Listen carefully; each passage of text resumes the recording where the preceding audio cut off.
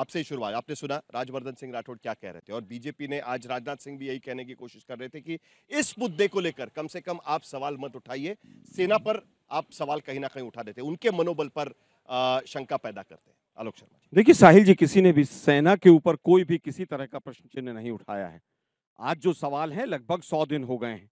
100 दिन के बाद भी कितने आतंकवादी थे नहीं पता, कहां से आतंकवादी आए नहीं पता, उनका नाम क्या था नहीं पता, वो कहां चले गए नहीं पता है।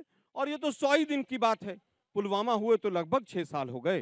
पुलवामा के आतंकवादी कहां से आए, आरडीएक्स कैसे आया, कौन उसके लिए जिम्मेदार था, आज तक देश को नहीं पता चला है। जो मूल सवाल थे आज, और विपक्ष के सवाल नहीं है, पूरा देश जानना चाहता है कि ऑपरेशन सिंदूर किस दबाव में उसके लिए सीज फायर किया गया, डीजीएमओ को किसने पावर दी कि आप ही फैसला ले लीजिए, स्पेशल सेशन क्यों नहीं बुलाया गया, देश के प्रधानमंत्री ने एक भी प्रेस कॉन्फ्रेंस को क्यों नहीं संबोधित किया, देश के गृह मंत्री हो, रक्षा मंत्री हो, विदेश मंत्री हो, एक भी किसी भी रूप में प्रेस कॉन्फ्रेंस क्यों नहीं की गई, विश्व गुरु क्यों नहीं बताते कि इतने दबाव के बाद आपने इतनी विदेश यात्राएं कर ली, उसके बाद भी आईएमएफ ने लोन कैसे दे दिया। किसी सवाल का कोई जवाब नहीं है।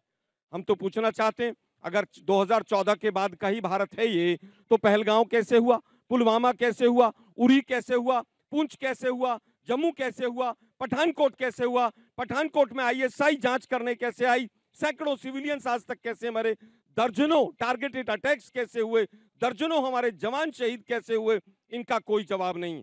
चीन पूरी तरह से उनके साथ मदद करने के लिए कैसे खड़ा हुआ, तुर्की ने कितनी कितनी मदद की, यूएन ने आतंकी जो संगठन है विरोधी, उनमें पाकिस्तान को तुरंत 2 दिन के बाद कैसे ले लिया, किसी सवाल का जवाब नहीं है।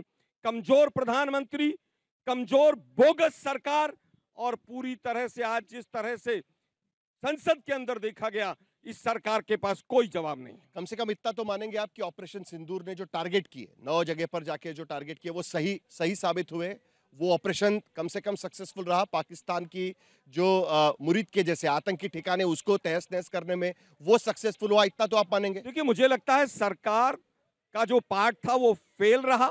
हाँ। सेना ने जो किया, सेना पूरी तरह से 100 में से 100 नंबर लेकर पास रही।